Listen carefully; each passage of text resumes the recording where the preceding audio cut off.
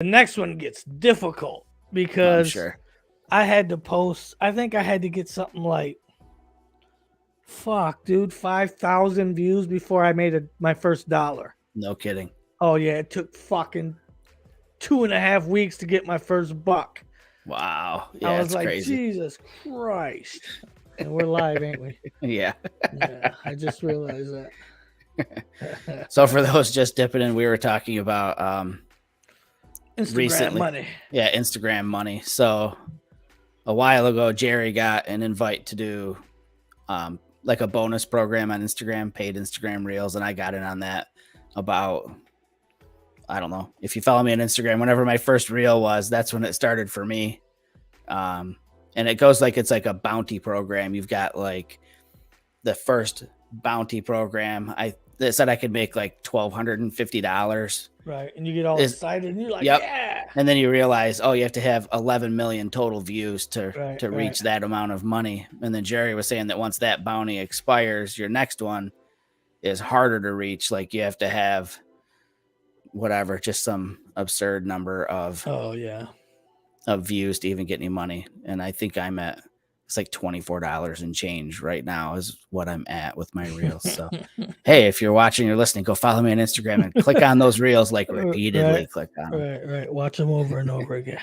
I figure $25, that'll probably get me, I don't know, maybe 75 or 80 miles in my truck in gas. Jeez, it's so ridiculous. But yeah, and if you're watching right now, this isn't like the show, you know. This is the pre-game. Yeah, it's the pre-game show. This is like pre-roll stuff. So just wanted to get it queued up, loosen up the vocal cords. See if I can hammer through this this whiskey real quick. What you drinking? Jameson Black Barrel. Nice. Yeah, it's funny. So I bought, so on my day job, I have these agencies that represent us around the country. And I've got my own agencies that I oversee or whatever. And one of my agencies actually in Wisconsin, they brought us a really great project. It was a really lucrative project. So I wanted to reward the salesperson who brought that job in. So I wanted to gift him 2 bottles of Jameson Black Barrel. And so I went to the liquor store and bought them. We were going to ship them. And then we found out you can't ship liquor to Wisconsin. Really? So, yeah. So I ended up, right. So I bought the bottles back because I bought them on my company card. So I bought them back. And then we just got him a gift certificate to a local, liquor store in his area. Right. And I just told him he could go buy it himself. Or he will buy 14 packs of Natty Light. Right. Yeah. I mean, he specifically requested Jameson Black Barrel. Really? Nice. So I gifted my dad a bottle and I kept a bottle for my bar. So it's good. It's really good. Yeah. Jameson's good stuff. Yep. But anyways, yeah. It's 8:00, people. Oh, for real? Is it? Yes, sir. Oh, do we roll that beautiful bean footage? Let's do it. Will it go full screen this time? Yes.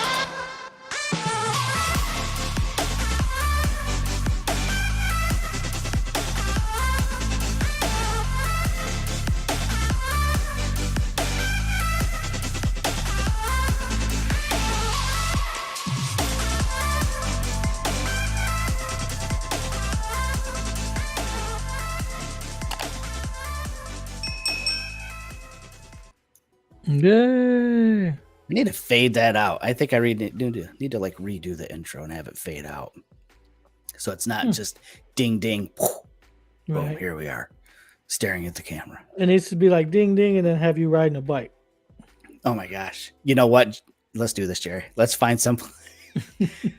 This is what we're going to do. Bear with us, everybody.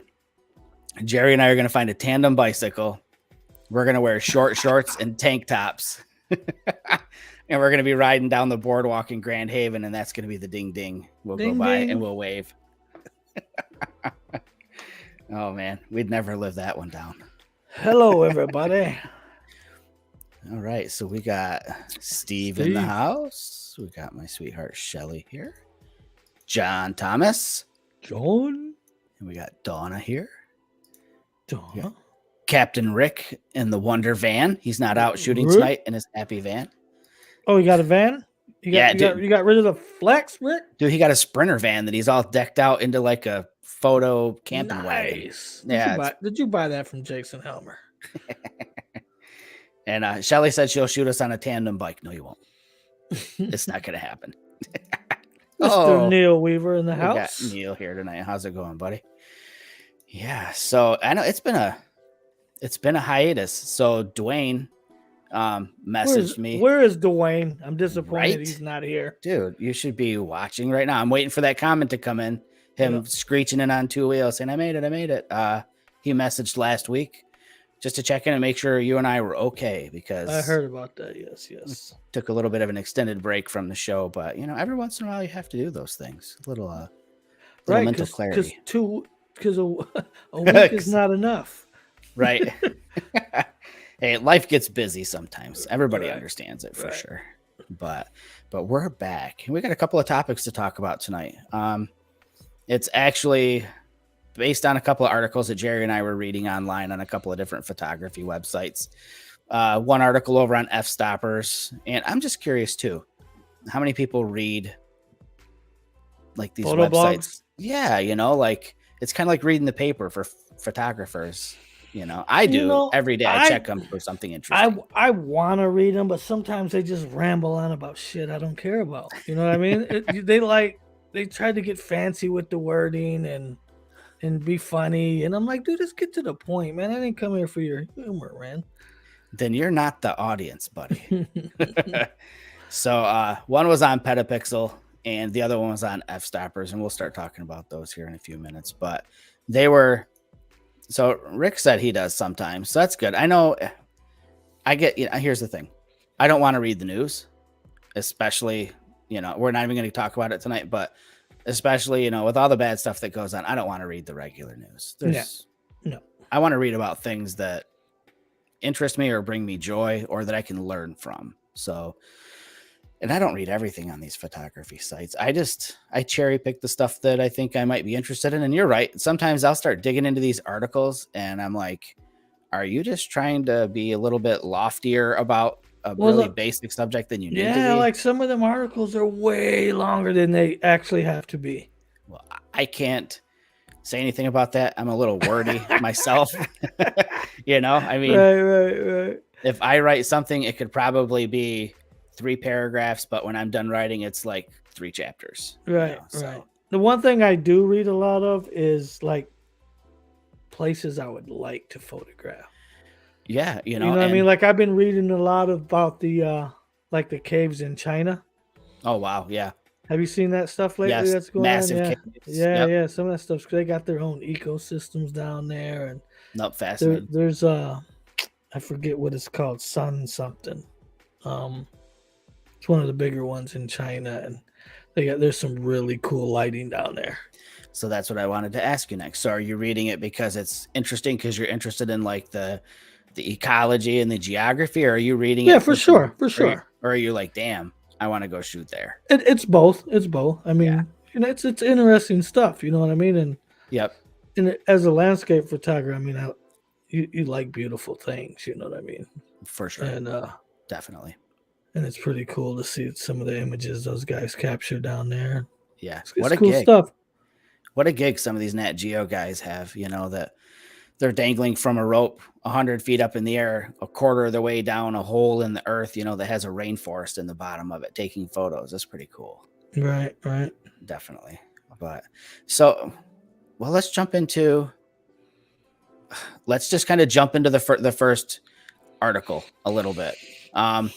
And because something that you mentioned it relates to that, I think.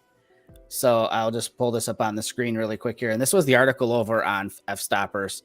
It says 6 important things about landscape photography that are often overlooked. And we can just touch on them a little bit, but I'll put links to where these articles are in like the show notes.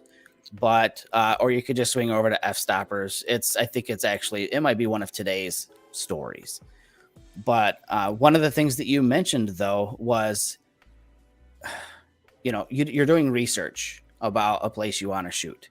And number 2 on their list of these 6 things is go out scouting. Right. And you don't have to jump in your car, jump on a plane, jump on a motorcycle, a horse, a camel, whatever, and go scouting. You can Right. do it online now. Yep, I know where you're going. Google Earth and Yeah. for sure. Yep. And it's one of those things I talk about. Like if I'm doing a presentation about, going to shoot a location, that's what I do too. I get online and I use all these tools like Google Maps, Google Earth, photographers, ephemeris, things like that to help at least get an idea of, how to shoot that location. Maybe, I'll jump on Flickr and type in that location and see what other people have shot just to get an idea of what I might see when I'm there. I mean, are there any other like scouting things that you do, Jerry? Like, do you talk to people? Are you on any groups or anything like that, or Facebook or anything that you do? No, I mean for me, like I said earlier when we were talking, I typically don't scout landscape locations. I'll scout locations for portrait shoots, Okay. Yeah. things like that. But I usually don't do landscape. I usually wait till I get there. In which this leads back to another one of the points in the article is I find my compositions by taking in the scenery now. You know what I mean? Yes. Oh my God, that's so important. I'll sit back and look before I start shooting Yep. and size up composition and angles and leading lines and Yeah. then I'll take some shots. And as we spoke before, like early on, there was so many times I would go somewhere really cool and not remember it when I got home. Yeah. Only through the pictures I took. Mm-hmm. Only because I'm rushing to take photos and not taking it in. Yeah. And Yep. that's something that I don't do anymore. Now if I even take a picture sometimes, Yeah. I'm there for the moment now. It's funny. Like, I think one of my personal memories that holds true with is from the Grand Canyon. I had never been there before, and it was part of a workshop. And we get there, and we kind of told everybody to just scatter and explore, and we'd meet kind of where we started off in about 20 minutes, and then we would, as a group, start shooting. And it's funny because everybody in that group, they all just stayed together and they followed like this main path. I think we're on the south rim of the Grand Canyon, and they're all following each other to like a typical public like overlook or whatever. And I kind of walked off to the side doing my own thing because I knew I had about 20 minutes to just see it for the first time by myself. And there's nothing better, you're right, than just standing there and just taking in the place before you even turn on the camera. Right. And I wish we had Neil in here to talk about this one because yeah, he the way he composes a lot of his shots and he's not going to the average place or the popular place. You know what I mean? Yeah. Neil's finding cool stuff where no one else is shooting. And it's funny because he's finding this stuff here in some of the more popular places in our state and still finding a way to shoot that stuff in a way that, I mean, I know some of the places he shoots are super popular places to shoot, but still finds a way to capture it in a way that I think is very emotional that most people don't do because they're too wrapped up in just trying to take a damn picture. You Right. can see that he appreciates where he's at. Yeah, he takes his time. So I'm wondering if he scouts locations and I'm gonna come back and I'm gonna get this log here with this line. You know what I mean? Sure. Oh yeah, for sure. Which is something I don't do. I show up on the day and be like, let me figure it out as I go. Yeah, that's the thing, and sometimes it works and sometimes it don't. Right. Yeah, if you can allow yourself to become emotionally attached to your location first and then turn the camera on. Give yourself that time. Like you said, build that memory for yourself. Right. And then while you're high on those emotions, like I love going somewhere, and it sounds weird, but I as a photographer, I like to stand in a spot with my eyes closed for a little bit and just listen and smell the air. It's amazing if you do that, how the prairie in Kansas or the mountains in the Rockies or the coast, the Superior coastline in Michigan, they all smell different. The air feels different. Everything is different. It's obvious it looks different, but use all of your senses to get connected. Then open your eyes, take it in. By then, you're kind of relaxed a little bit, over that initial like super hyped up excitement, and then you can, I think a little clearer maybe and compose your shots a little bit better. And talk to, so here, let me pull that up on the screen. So Neil says, and talk to locals. Yes. The last time I went out west, it was with my kids, granted, and it wasn't for photography when I spoke with the locals, but the locals know the things that the tourists don't, that aren't on the maps necessarily. I wanted to know a place where we could take a dip. It was in Moab and it was 110 degrees and it was hot and not fun. And I asked a local at the restaurant, I said, hey, is there a cool place where we could go jump in the water? Is there a place along the river? And they pointed us to a waterfall. It was a 1.5 mile hike in the desert, basically, but there was this like oasis out there, and the only people that were back there were 100% for sure locals. You know what I mean? And you can't underplay how important it is to talk to locals. The church that I shot in Draper, Utah, when I was there for work, I asked somebody, what's a cool like high vantage point to go, shoot either the city from up high or a cool location to shoot, and they were like, have you seen the Mormon temple in Draper? It sits up on the hill. It's amazing. It's dark up there, blah, blah, blah. And it turned out to be a fun spot to shoot. So yeah, locals are super critical to finding things because we don't live there. Right. It's really good if you get a local who appreciates where they live and somebody who's not just like bored by where they live, because then they can really clue you in. But another thing too, and this is kind of a biggie, I think for me, don't get frustrated if it isn't what you expected, because that happens a lot, especially if you're researching online a place. Chances are you're probably bypassing all the regular photos and looking at like the best stuff possible from that location. And like get Turnip Rock. Yeah, dude. Yes.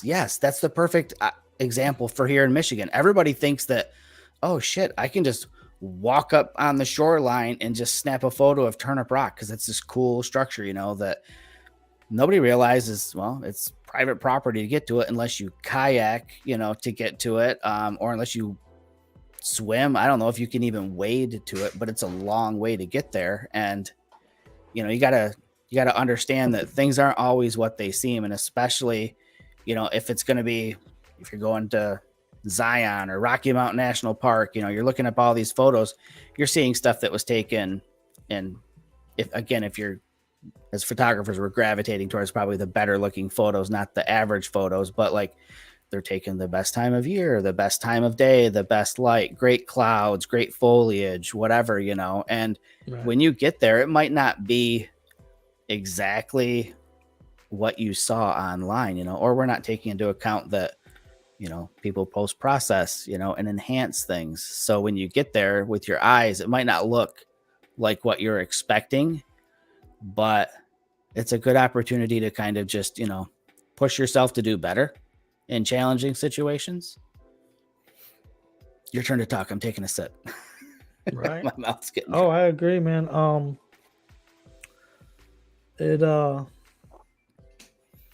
Now I'm lost for what I was gonna say. Yeah, it's just like sometimes things just don't pan out, even when you scout locations. Right. Like there's times I go out there and I'm just in a funk. You know what I mean? I don't. Sure. It just seems like none of the pictures are coming out the way I wish they would. And you just can't get frustrated. You got to keep going and don't delete your photos because yeah, you're right. You know how many times I've went back, 6 months, 8 months, a year later and looked at that album again, and I was like, okay, I might be able to do something with this. I learned something new, as far as post processing or I I see it different the second time I looked at it, and I crop it a little different, Yep, and then you can usually put a gem out of those. So for sure. Yep, and I apologize if I'm always referencing like a place I've been, but these experiences are what stick to me. But like a lot of the Oregon coast trip that I did last year, the weather just was not what I had anticipated. It was overcast almost all the time, and not like overcast with cool structure in the sky. It was just like a blanket of foggy mist for a lot of it, because having no even with all the research we did on where we wanted to go, we didn't understand that we should be researching that at that time of the year, there's that marine layer that creeps in off the ocean and just obscures the sun, and it obscures the clouds. So you just have to learn how to make do with what you've got. And some of the shots I did ended up becoming black and white just because it seemed to fit the mood better and it looked better for what we were shooting. But yeah, so I got a question about that. yeah. When the weather, like you were saying, you had the fog coming in and stuff like that. Did you guys think of relocating somewhere else to take advantage of the fog? Because So when I was in the UP last year, and we went up to Copper Harbor, and we woke up in the morning, we were heading to the military base. Yep. And it got super foggy, and I was like, yo, let's go to town. And there was an old, I don't remember what town it was. It's kind of like an old fishing town up there. Sure. And I was like, let's just walk around downtown here and take pictures of buildings with the fog and docks and boats. Yep. And so we did that till the fog lifted, and then we went ahead and went on to the base. So yep. So for our trip, I think about the third day in, we kind of learned that it makes more sense because the way the marine layer works, because it's persistent. I mean, it didn't matter where you were at on the coast, you were experiencing it for the most part. And there's not a lot in between. It's just a lot of coastline. So we couldn't pick like a cool little town or something to hit. But what we did decide on doing was, when we knew that the marine layer was going to be thick, like in the morning, we made sure we were up early enough to get to some wooded areas so that we could get, filtered fog coming through the trees. Right. But again, even that's like really hit or miss just because of the way the geography is. But a lot of it was just figure out how to adapt to what was going on. A lot of lens wiping, right. Because of the condensation and stuff like that. But it was good though. I mean, it was frustrating at first. I think for the first like 2 days, it was a little stressful because we had all these visions in our head of like amazing epic sunsets, with the sea stacks in the background or what have you, and it just wasn't going to happen that way. Right. So we just had to kind of pivot and figure out, a way to just take advantage and work that atmosphere into what we were shooting. Yeah, that's a big one. And another thing too, and I'll just keep popping this up on the screen here, this article. So the don't be afraid of shooting in the day. Yes, as a landscape photographer, obviously that morning light, the evening light, those are the best. Blue hour, things like that. They're what a lot of us chase. It seems to be the most photogenic and appealing. But I mean, anybody who follows me or knows me knows that I don't mind shooting in the middle of the day if I've got like great cloud structure to work with, So right. If you've got stuff like that to work with, hell yeah, be out in the middle of the day and shoot, throw an ND filter on and get some longer exposures, and stretch those clouds out and stuff like that, or you might just find that, I'll probably talk about this in a little bit, but the road trip that I'm taking, leaving next Friday, I know that there are going to be a lot of places that we end up on this trip shooting that'll probably be in the middle of the day. Yeah. So I just have to kind of work with that. In my head right now, one of the things that I think about is, especially, I'll call this like the worst daytime scenario, pure blue sky, no clouds.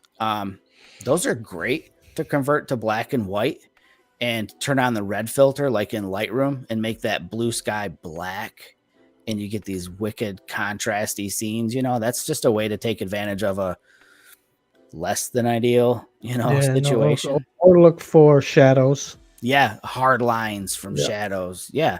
So I mean, it's just to get outside of your comfort zone and start looking at things a little bit differently, in those situations. And here, so I'll put this on the screen because you already touched on this one, and I think it's super important. Don't delete the images too soon. So they're talking about just being on location, and I know you don't delete stuff on site anyways. I think if most people who have been doing photography for any length of time, they don't sit there and review all their images on location and delete stuff on location. You get back home to delete, but even then, like you said, when you get home and you put them on your computer and you look at them, you're like, oh damn, these suck, or I'm not happy with this. Don't delete them yet. Wait. Right. Yeah. Come back, because like you said, I usually clean up every couple years. Smart. I'll go through them and a few times, and I'm like, yeah, I'm never gonna any of these. Yep. I end up deleting like 80,000 photos or something over a course of a couple of years. Yeah. And then I accidentally delete some stuff that I didn't want to, and I'm like, God dang it. So you will never, ever, if you follow my advice here right now, you will never accidentally delete those photos if you do what I do. What is that? I don't ever delete anything. I've got raw files back to 2007. I keep the good stuff, and I keep it all. Because what I think is good, my kids down the road, when they're going back through all this stuff, they might be like, damn, that was cool. Why didn't I take that back. What I'll do is I have a lot of 2, 3, 4 images of the same thing, trying different settings to see once I get it in post, how much more I can get out of it. Sure. And then I'll go through them and I'll pick the one that gives me the most. And then I got 4 images that I'll never touch again. My man, Neil. Great minds. So a couple of reasons why I don't delete even those, because I'll do the same. So I'll shoot a lot of scenes. I'll compose and I'll shoot it in like landscape orientation. I'll get the composition how I like it. And then I'll be like, well, I wonder how it's going to look in portrait orientation if I just kind of jockey the composition a little bit. Same shot, 2 different orientations. Those, yes, are 2 different images. But I might shoot the same shot 2 or 3 times, depending on where the water is or the wind is blowing a tree or whatever. This is where the honesty comes in. Dude, I'm too lazy. I'm too lazy to go through and cherry pick. I don't go through and star rate. I don't do any of that. If I get back from a shoot, I pull them all up in grid view. I go through them like this one, and I always edit in chronological order of how I shot them. It's just how my brain works. And if I've got 3 shots that are pretty much damn near identical, I'm going to grab one, bring it up full screen, and then I'll just arrow over through all 3 of them. I'll find the one that just has like the right movement or feel or whatever. I edit that and I move on to the next set of images or whatever, but just lazy. I don't want to mess with it. And hard drive space is cheap. I keep saying that. It keeps getting cheaper and cheaper over the years. So I just don't. And like I said, you never know. Somebody might find value in it at some point. I don't know who. I hope my kids do one day. They look through it, and can understand why I shot what I did or what have you. But so we can go on to the next little news article that we were talking about earlier, or we can do an image share, Jerry, or I can run my mouth extensively for a little bit about this road trip, even though everybody's probably sick of hearing about it. But if we're doing articles, we might as well just get them over with. Jerry sounds like he's so into this. Let's just get this crap over with. So this one hits hard a little bit, or at least it did for me for a while. For sure. So I'll read it because people listen to the audio of this quite a bit. So it's a Petapixel article, and it's titled, "You're Still a Photographer, Even If No One Likes Your Images." And some of the takeaways from this for me, I just encourage everybody to go read the article for one thing. But just reading from the title, or of the article here, you know, where it hits home for me is it's social media. I spent years doing the whole chase Instagram, you know, I read way too much on this is how the algorithm works. No, this is how it works. You should use 4 hashtags. No, you should use 12. You should use 11. 32 is the max. You know, you should only use this. Use a hashtag that everybody uses. No, use a unique one. I did that shit for years and it drove me insane. And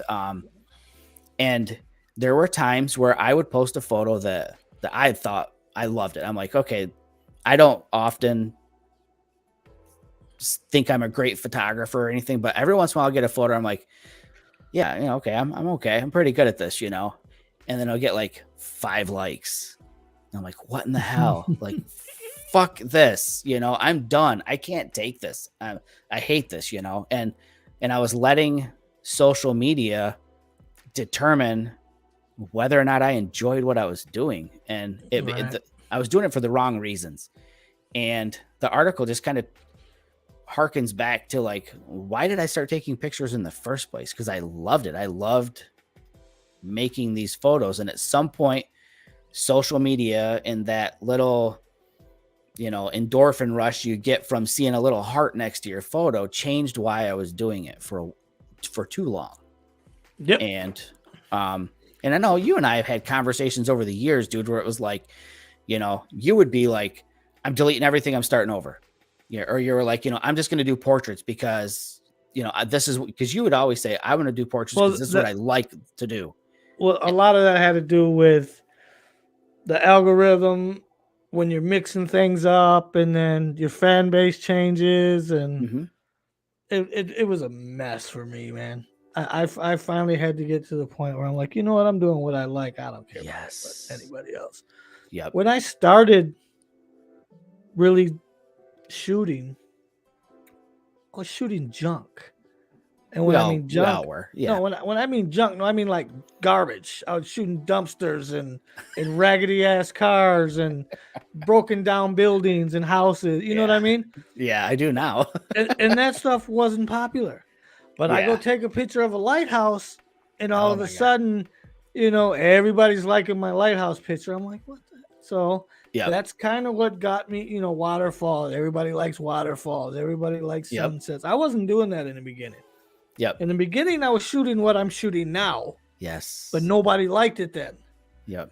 And that's what got me into landscape, was getting the likes. Yeah. You know what I mean? Because they were shitting on my raggedy car photos. Yep. But as soon as I post a waterfall or a sunset, everybody was telling me how great it was. And, oh, you're the greatest photographer ever. And all, you know, all that lame stuff. And then, and then he's like, oh, I'm getting a following now and getting more likes. So then you start leaning towards that. And then it got miserable for me. Yeah. Like when I go to the lake now, I don't want to shoot no lighthouses, dude. I still do it because I'm there. Sure. Yep. But I don't want to shoot lighthouses no more, man. And it's funny because a lot of us have shaped our photography. And the funny thing is we're doing it to chase likes. But at the end of the day, the end result of all of this is that Instagram is making a shit ton of money off of all of those people who shoot the things that more people like. And so you shoot a lighthouse, they can make sure that shows up on more people's feeds because more people like that. And what that does at the end of the day, it means, so let's say you shoot a dumpster, cool ass photo, definitely has artistic merit. It's cool. There's a small subsection of society that's going to understand it and appreciate it. You shoot a lighthouse, everybody's grandma, everybody that's visited a coast or whatever understands a lighthouse. They all can appreciate it. It's a bigger market. That means more ads get served to those people, which means Instagram makes more money. So at the end of the day, you changed your whole freaking mindset and your artistic thought process to make Instagram money. And meanwhile, it cost you joy. Right. And I mean, it's easy to take pictures of beautiful things. Sure. it's a lot harder to take pictures of ugly things and make them beautiful. Yeah, I mean, you get to a point in your photography where you can take a picture of a dog turd and probably make it look good. You know what I Right. mean? So when you get something, I always call it low hanging fruit. So coastline photos, and I know Neil specializes in stuff, but he's at a different level with this stuff. So please don't take offense to us talking about like lighthouses and coastlines and waterfalls, but like they're definitely an easier subject for a lot of people to understand and be able to shoot. So I just consider that low hanging fruit. It's easier for me to go be able to make a great photo, I think, along the shoreline than it would be to be, in the rural countryside in Eaton County, Right. here And where for I me, it's live. different too than you guys because it's 5 minutes from my house. So Yeah, for I'm sure. there every single day. You know what I Right. mean? I just Yeah. Well, you get burnt out on it. right for sure. It's a part of Now, your don't get me everyday life. wrong.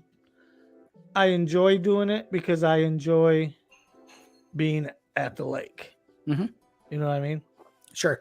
And if you're there and you see something that catches your attention, you're going to shoot it, Right. Right. because it's what you enjoy doing is shooting. And I think that's why I shoot such a wide variety of stuff because That's way right, John. I don't get burned out. You know what I mean? Yeah. So John Thomas says, you've got to shoot what makes you want to grab your camera and go shoot. Exactly. Yes. And that's why I mix it up. Yep. I shoot a lot of different stuff, and that's been me like in the last year and a half or so. I get burnt out, but it keeps the skills sharpened. You know what I mean? I mean, that's why in the last year or so, if you look at my Instagram feed, it's not every single thing is like this vibrant landscape. I'm throwing pictures of my truck in there now because it's something I'm interested in, and I'm having fun with it. So it becomes a new subject for me to shoot, or just whatever, birds, things like that. Just things that I'm just having fun shooting them. And I could give two craps about Instagram's algorithms or who's going to see it on Facebook anymore. None of that. The minute you disconnect social media, the minute you don't equate anything on social media with joy in photography, I think it opens you back up to what really got you going in photography in the first place. Yep. And for me, it's not my job. Yeah. So, that's huge because this for is sure. It's not your living. Yeah. This is my fun time, my me time. Yep. And it's different. I'm sure it's 100% different for somebody that derives a big chunk of their income from taking photos. I totally get that, For sure. That they don't have a choice. It is literally a job. So this whole Instagram algorithm chasing and all that, it's just part of their 9 to 5, and I understand that, and that's their lifestyle and their decision to make for sure. And once I was disconnected from being an ambassador, with Olympus, that's when I felt more free then in photography than I did the whole time. Not saying that it wasn't fun and amazing and a cool ass experience, but I felt beholden to I felt like a circus monkey. Like I had to perform. I felt like I couldn't do things that wouldn't align with positive, association with their brand, and getting away from that. It's kind of freed me up. It's let me slow down too. I don't feel like I have to produce content all the time. Right. So Neil just says he shoots what he loves. That's the great locations. Lighthouses and beaches can get old for him too. He really enjoys the forest, the dunes, and infinite landscapes. And that's what I was talking about Neil's stuff earlier. His shots in the dunes, his stuff in the woods. Yeah. That stuff's cool, man. Yeah. You don't see a lot of these landscape photographers around here doing that. They don't mix it up like that. They go to the lighthouse. Yeah. Or the waterfalls, one of the two. Yeah. Neil's dune photos and some of his abstracts are just what some is of that? my favorite things I've seen. What does he call that? Ghost forest? Them shots in Ghost Forest? In the dunes, yeah. Yeah, that stuff's dope, man. Yep, for sure. 100%. Hey, Tammy, welcome aboard. You missed everything, so go out and come back in 30 minutes. Come back in 2 weeks or 3 weeks or 5 weeks or... Yeah, the next time we're back. Right. So speaking of that... Why do I look like I got jaundice? I don't know. It's your Sony color balance. I look really red, so... Maybe it's my glasses. I don't know. But shit, what was I gonna say? Oh, then you were talking about whenever the next show is. So the next show technically would happen when I'm on this road trip, and I'm gonna do everything in my power to host a show that week from He's gonna wherever I'm host at. from the road. Yeah, I'm gonna be a road host. I'll be home 1 week next month. Crazy. Yeah. I'll be home 3. We'll I'm have done to traveling we'll have for to the do year show for the work, week I I'm think. back. No, I'm doing it from the road, man. And if you're available, you're available. If not, then I'll do it from the road then. We'll all do right, it from the nice. It'll be fun. place I where don't- they're making washers or something. I'm honestly not 100% certain where I'll be for that show, but I think it'll be in Denver. So it'd be kind of cool to be. Yeah, D is your special guest. Yeah. Or actually, there's the dude that lives there that super great photographer. This guy Bryce Bradford. I'd like to meet up with him. I've never met him in person, but he's super cool. But yeah, it'd be kind of cool to be if I could have cell phone service and turn my phone into a hotspot and do the show from up in the mountains somewhere. It'd be kind of rad, but it'll probably be in a hotel somewhere. Maybe by the pool in the hotel. I don't know. But yeah, so anyway, so those are the 2 articles that we wanted to kind of touch base on, and the takeaway from that second article though, and I don't know how much it impacts the people that are watching or listening, but don't go down that rabbit hole of feeling like if you're not getting the likes or the shares or the retweets or whatever, that it has anything to do with your photography. It doesn't. It has everything to do with somebody trying to monetize what you share, Unless you want to go down the rabbit hole and feel miserable. I mean, Go for it. Don't let us tell you what to do. No, I mean, half of the gray right here, dude, was freaking trying to get to like 5,000 followers on Instagram. It's like, screw that stuff. Ugh. So anyways, you want to do a photo share? Or you want to, Let's do it. all right, I'll go let's do it. first. I got a couple. You do it. You go for it. See if I remember how to do this.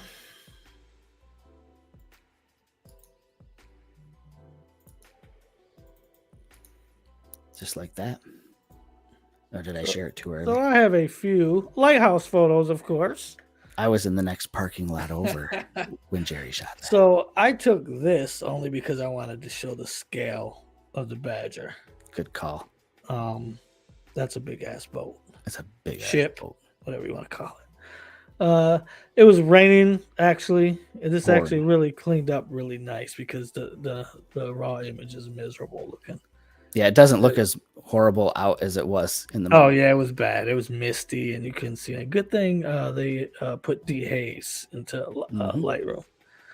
So this is taken with the Sony A7 IV and the Tamron 150 to 500. All of these are actually, I believe, except I think the last one. Jerry said A7 IV. He's finally using that bad boy. A7 IV. Yeah, right. It's the second time I shot it in 2 months. This is another lighthouse shot from Pierre Marquette. This is the day that me and you were standing under the as it was pouring rain out. Oh yeah. And the rain stopped for a second and I stepped out and snapped this and it was actually raining, but I mean the wonders of Lightroom, you can't tell. And this is my Damn. Was that the same day? Yeah, this is the same day. Yeah, this is when we walked down and you were doing your you had your lightning trigger set up. Lightning trigger. I'll talk about that next. And then this is I don't know, a really compressed photo of the lighthouse. I thought it looked cool. I like the way the clouds have those lines, those striations in them. Yeah. And then this here, so this is a shot that didn't work out for me, and I was really disappointed. This isn't even edited because it didn't turn out. So I underexposed this by 1 stop so I could maintain the detail in the clouds. What I wanted to do was focus stack this image. Yeah. But the wind was blowing too much and the dandelions in the front were just It was a mess, dude. I couldn't do it. I tried and tried. I tried doing, 7 frames, 5 frames, 2 frames, and nothing would work out just because the wind was blowing so bad. Yep. So I was disappointed, but I thought this would have been cool if I could have got those in focus in the front. So I really didn't mess with this. And this is the Tamron 28-75. But yeah, that is it for my images. Whoa. It's good to see you out shooting with that Sony now. Right? And I know you're waiting on another camera. Yeah, dude, God, I think I'm 2 months waiting for that thing, man. Yeah. Well, good things come to those who wait, Jerry. All right, so let me see. Let me pull this thing up here. This is gonna be a shocker. This first photo, people they're gonna be surprised by this. Yeah, I know. It's another one of my truck, damn it. But I look at it this way. I've got a portable model, everywhere I drive. So this was actually in a morning that I was hoping to get out and do some storm chasing. So, hey, really quick, Tammy wants to know which camera you're waiting on. Tell her which one you're getting again. Once again, I am buying the Fuji X100V. That is nowhere in stock in the world, apparently. Right. Except in the Fuji group, because those guys are getting them every day. So God don't like me or somebody. You just gotta like supply chain constraints. Right. The camera gods don't like me. Right, for sure. So yeah, again, just another shot of my truck. We were supposed to get stormy weather that day, so I got up early to see if I could get some of the cloud action that was going on in the morning, and just dipped out to this country road that I knew just where it was positioned. I knew that as the sun was coming up, it was going to be lighting up these clouds, and I got lucky, and it was actually doing that for me. Really not anything much to talk about this photo, so I'll just move on to the next one. It was just a fun shot to do. Tamron 28-75 Sony A7R III at 75 millimeters though. So I want to kind of crunch that background up a little bit with that. And I guess I could talk a little bit about it. I love shooting with ultra wides. It's fun to get a crazy look out of those, but in car photography, it's not always the best choice. You get some really funky looking cars out of it. So I'm trying to stick with focal lengths that don't distort the shape of the vehicle as much, unless I'm totally trying to go for something funky with it. But a great lens for car photography is that would like be 50? that Viltrox you got. Oh, the 85. Yep. Yeah, actually, honestly, one of my favorite shots of my truck is with the 200-600 at 600 millimeters. Oh, I bet. It kind of crushes the background. This was later on the same day, so ended up chasing storms all over Hell's Half Acres and drove through the edge of a hail core in Jackson, Michigan. And I was hoping I could get up onto this parking garage in time to get some lightning. And I got up there and there was plenty of lightning behind my truck. And so currently what I've been doing is setting the A7 III or R3 on time lapse and setting like no gap in between frames, and then just trying to make the exposures as long as I can. So here's a crap thing about Sony. If you're in time lapse mode, you can't go anything lower than the base ISO of 100. So I'm kind of stuck with ISO 100 and like I shot like a F18 for these, just to get as long of exposure as I could. If I could get like, I don't know what my extended ISO is, like ISO 64 or something like that, I could have gone from like 1/8 of a second or something like that to about 1/2 a second exposures. And the reason I'm mentioning this is because lightning happens quick enough to where every single time there was a lightning bolt, it was in between exposures. It was pissing me off to no end. So I get like a 6-stop or a 4-stop. I used to do that a long time ago, and it seemed like the photos were always too dark, but that was when I first was really new in photography. So I know Dave Behrens does it. No kidding, like daytime shots. Yeah. So what I ended up doing, this is just a still from the time lapse, or one of the frames from the time lapse or whatever. I just the time lapse video is kind of cool. If you jump on, it's on my Facebook feed somewhere. I think it's actually part of an Instagram reel as well. Just the cloud motion was so freaking cool. But this storm ended up producing, I think, like half inch or 3/4 inch hail in Jackson, and I just missed the hail core driving to get to this location. But I was super pumped with the way the cloud structure looked, so I was happy to at least get this shot out of it. And this is with, again, this is the Sony A7 III, not the R3, and the Tamron 28-75 as well. And this is not like at the long end either. So this is probably at like 28 millimeters. There's not a lot of room on top of that parking garage. The next shot, this is with you, Jerry. So that same evening that Jerry was shooting those lighthouse photos, I was super excited because I bought a camera trigger, a lightning trigger, or it's like a multi-purpose trigger. It's supposed to do all these different things. Lightning is one of them. And this was my like maiden voyage with it. And the one that I got is from Myops. And it's pretty dark. It's blue hour here. So I was hoping that that would be easy enough like light from the lightning to trigger the trigger. And the trigger didn't trigger. It was triggerless. It pissed me off to no end. So I ended up just doing like long exposure. So this is like a 30-second exposure. F8. I think I'm at like ISO 400 because I needed to get the foreground at least a little bit exposed.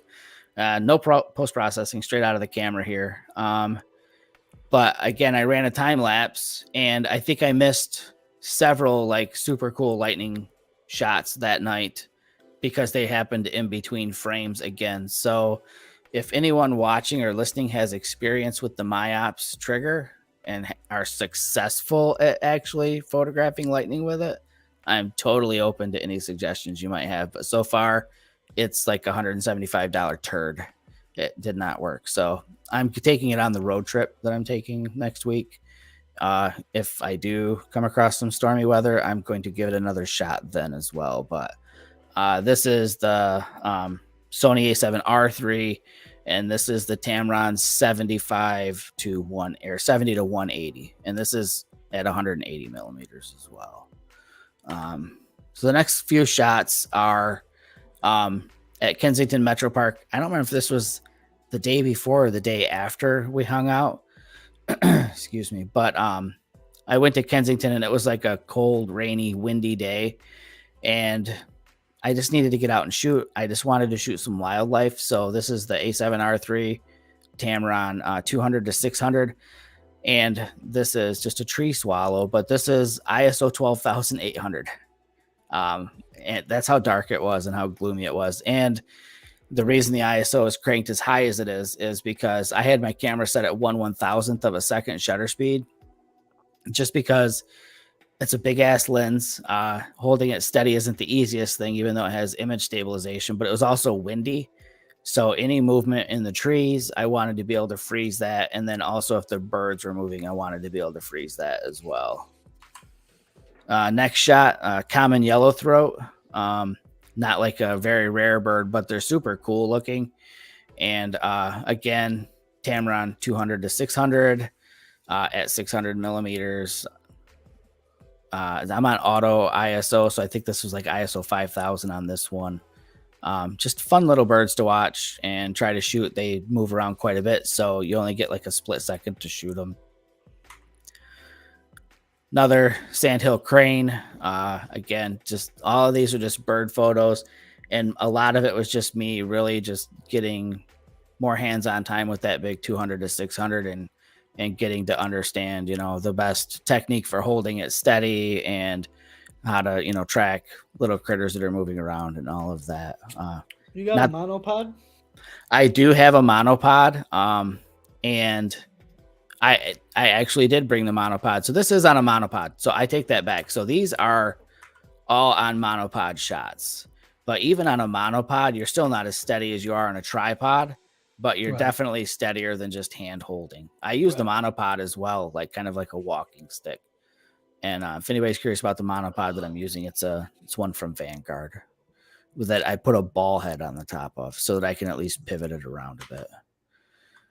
I'm clicking. Hear that? There's no more photos from me. I'm done. That's all I had. Not a ton, but mostly just bird photos. I'm saving all of my photographic gusto for this road trip coming up. So Yay. can't wait for that. It's going to be fun for sure. So Mo says, a challenge to expose the black face on the common yellowthroat and get detail in the eye. You're right. It's definitely, it's hard to get that contrast between the two for sure.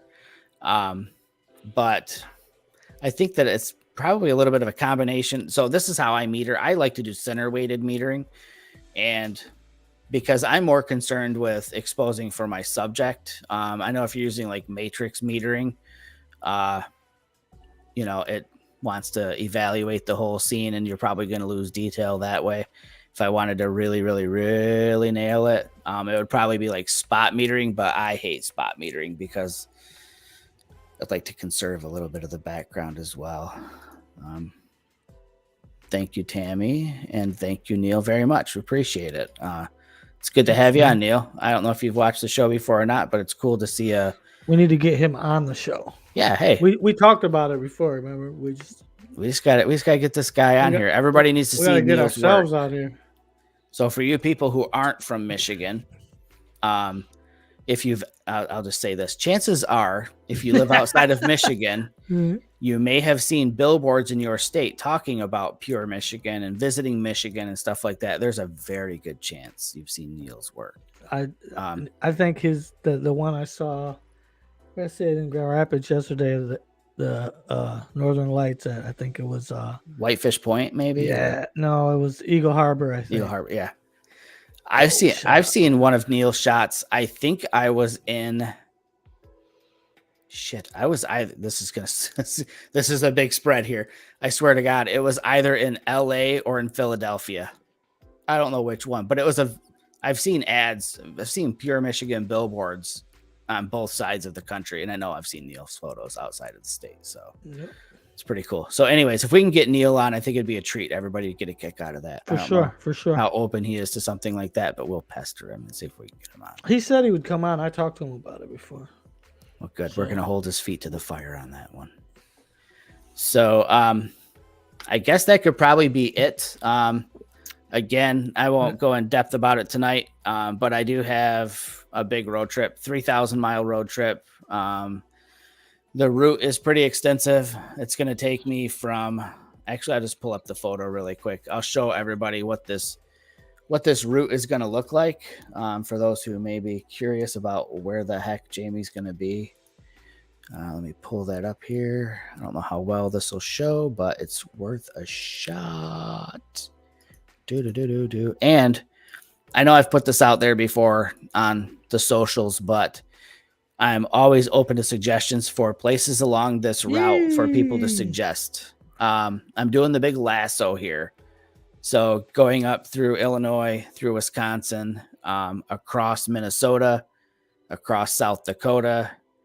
I know it doesn't show on there, but if we can work it in, I'd like to work myself further into Wyoming and take Shelly over towards Jackson is way too far into Wyoming, but there's a chance that we could make our way a little deeper into Wyoming other than just cutting across the corner hit here. Devil's Tower?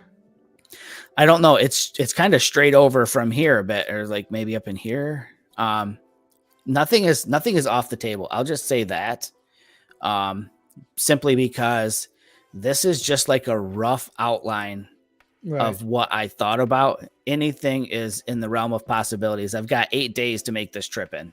Okay. So, and I'm going to base whether we start off heading north first or south first based on what the weather forecasts are. I'm dying to get myself and Shelly out around some Plain States supercell activity to shoot some of that as well. But it's definitely going to be an exciting trip. And like I said, if anybody has suggestions of things to see along any section of this route, feel free to shoot them my way. We'd love to add them to our list of potential things. So here, let me just pop this up here. So Mo asks if there's any excitement for the OM1 or is the 4/3 still a step down from the full frame Sony? I wouldn't say it's a step down. It's I personally have no excitement for the OM1 because I don't have one, and I have enough micro 4/3 stuff that I think I can shoot well enough to where I personally don't feel like the OM1 would be a big enough improvement for me to invest my money in at this point versus an EM1X or the Mark III. For me, I have no problem tracking birds in flight with the EM1X and the 300 or the 40 to 150 2.8. I do great with it. So the OM1, I don't think brings anything new to the table for me. So that's why I personally don't have any excitement for it. If they do something revolutionary with their technology, the big draw for me, honestly, with Sony right now is the dynamic range, which it's not there in the micro 4/3 stuff. We should do something about that, Jerry. Show some good examples. Maybe I'll take like an Olympus camera out and shoot like an evening scene or like a scene that has a lot of shadow and stuff that I might want to pull out, and then shoot the same scene with a Sony and comparable lens. Yeah, hell yeah, dude, that's a perfect example. And just show everybody why Sony is another part of my kit. I'm not downplaying micro 4/3. It's just it doesn't do some of the things that that a full frame camera does, and the resolution. I mean, the ability to crop in to just half of the original image and still have the same size image as I get from a full size micro 4/3 photo. That says, it's got its advantages for sure, especially shooting wildlife. So it's a tool, and different tools serve different purposes. I'm probably taking an Olympus on this road trip just because if there's stormy weather, I'm for sure taking one just for live composite, just because that camera trigger sucks that I bought. So, but anyways, I guess we can, so Tammy says she's shooting at ISO 12,800 on her OM1. So I would love to get my hands on a raw file from an OM1 if anybody wants to share one, and not like a daytime 12,800, but something that's at like in the blue hour, like in a city, like a street scene or something at 12,800. I'd really like to do that, see something like that. It's easy to shoot at ISO 12,800 in good light. So, yeah, if I can get my hands on one, I'll definitely like to do some sort of a review about it, but I don't know if that'll ever happen. So anyways, thank you very much, Tammy. So she says all of hers are birds and wildlife. Well, that's a good test right there then. So I guess we'll go. We'll see everybody in 2 weeks. I'll see everybody from wherever I'm at, and Jerry will be at a Slayer concert, I think. Oh, he'll be on the phone. Is that this? Yeah. Well, I thought you did this. I thought you were going to a Slayer concert. Oh, you're doing this? Okay. All right. Can you hear me now? All right, you guys. Take care. We'll see you in a couple of weeks.